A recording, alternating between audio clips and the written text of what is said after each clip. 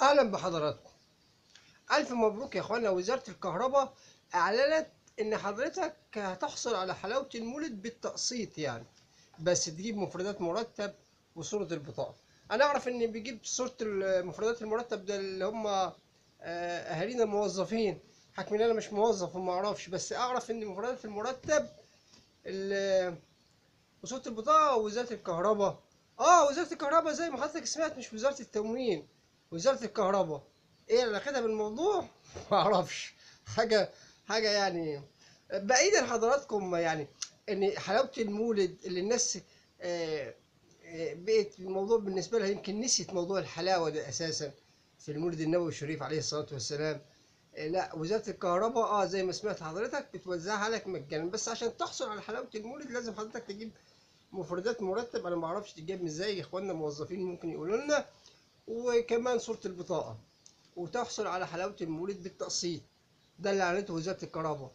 حاجة بصراحة يعني تدعو للغرابة. يعني مش عارف احنا نقول نشكر وزارة الكهرباء ولا نتحسر على حالنا بصراحة. لأن حلاوة المولد حضراتكم دي ما كانتش بتوصل للدرجة دي. حلاوة المولد أنا أعرف إن العائلات كانت بتهادي بعضها. يعني انا واحد من الناس كانت بتجيني ممكن علبة او اتنين هدية، وكان ممكن اتبادل الهدايا، اقدم للناس بعض الهدايا. لكن ده ايام الرفاهية بقى، ايام ما كان فيه تقدر تشتري. لكن أنا حلاوة المولد ممكن نمر من جنبها دلوقتي، ممكن مثلا ناخد سيلفي جنبها، لكن نشتريها اعتقد ان الموضوع بقي مختلف خالص الايام دي. فوزارة الكهرباء مشكورة حضراتكم، قالت انها توزعها بالتقسيط، وتجيب حضرتك مفردات مرتب وصورة البطاقة.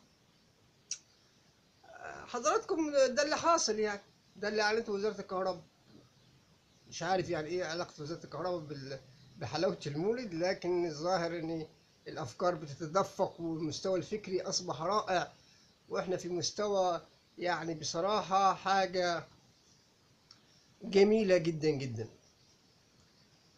حضراتكم ال الناس تعبت، الناس أثقل كاهلها، يعني الناس الأعباء زادت. هقول لحضراتكم ببساطة عشان الموضوع ده مهم جدا. نفترض إن حضرتك دخلك ثابت، يعني بيخش لك مبلغ ثابت، وقبل الزيادات اللي حصلت في الأسعار دي إن دخلك الثابت ده يدوب كان بيكفيك، وممكن آخر الشهر تستلف، ما بتلحقش تدخر حاجة. يعني بيكفيك، وأحيانا ممكن تضطر تستلف، بحيث إنك أنت لما يدخل عليك دخلك الثابت الشهر الجاي تسدد اللي عليك. ده كمان انا بتكلم على اخواننا اللي هم بيعملوا في القطاع الموظفين، يعني ما بالك اللي زي حالاتنا اللي هم يوم بيوم، الله يكون في عونهم. طب حضرتك دخلك ثابت والاسعار فجأة زادت عليك، والزيادة ما كانتش قليلة، الزيادة كانت كتير، هتعيش ازاي؟ السؤال هنا، هيكمل حياته ازاي؟